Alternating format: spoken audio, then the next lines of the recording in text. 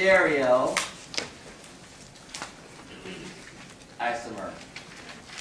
A stereoisomer, let me just give you the terms first, and then we'll look at some examples. This will take a little while to get used to. This has to do with geometry and space. So if you're good at visualizing, this is going to be fantastic for you. And the other 99% of you, this can be horrible. So do the best we can, but if you can visualize, you're going to be much advantaged right now. There's two types, the geometric, and you're going to see this a lot in OChem as well, because there's many biological molecules that are stereoisomers. It's very common for enzymes, all kind of biological molecules to be shaped a certain way in space. Geometric isomers and optical isomers. Geometric and optical. We're going to see the difference between those two as I do some examples.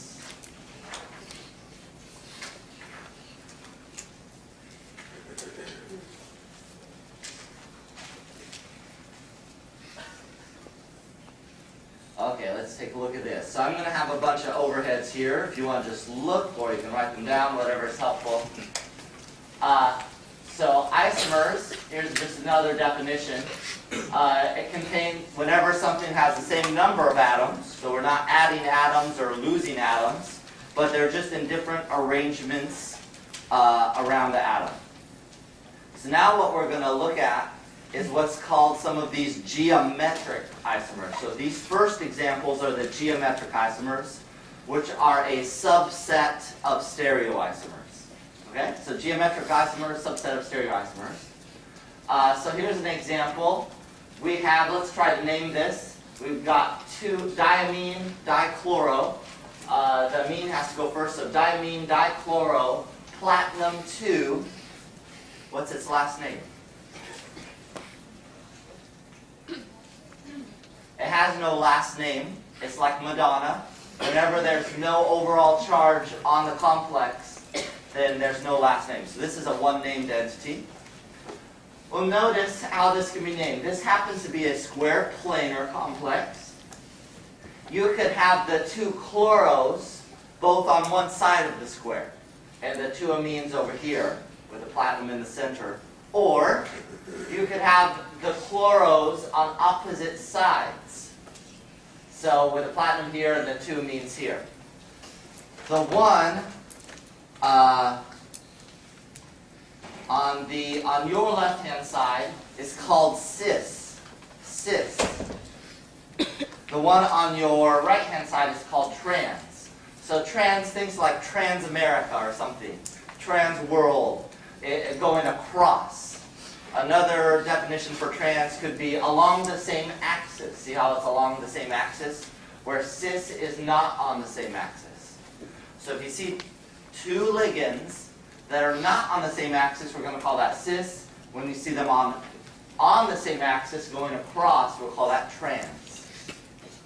Okay, let's take a look at another one.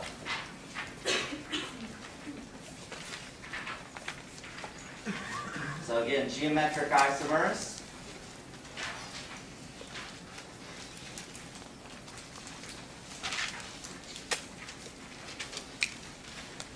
Here we have it kind of written out in a different way for the same complex.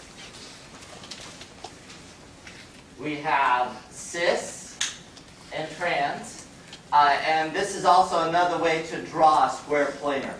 You can draw a little, instead of the bonds between platinum straight to chlorine or platinum straight to ammonia, you can draw a little box with each ligand on the corners of the box. So just another way to draw it. You have the cis when they're on different axes, and you have the trans when on the same axis or across from each other. Geometric isomers, stereoisomers in general, can have different properties. And so, and you can see here, this one is an anti-tumor agent, where the trans one is whatever. Or you might have heard of like trans fats versus the cis bonds. So you can have cis and trans type of bonds. Trans going across is going to have totally different properties. Okay, this is with 4 ligands. Let's take a look at geometric isomers with 6 ligands, or the octahedral. Okay, there's 6 ligands.